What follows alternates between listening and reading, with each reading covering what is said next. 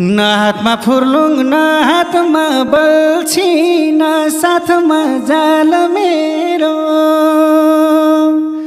लगनको रेखी छैन रे नानी अहिलेको साल मेरो न हातमा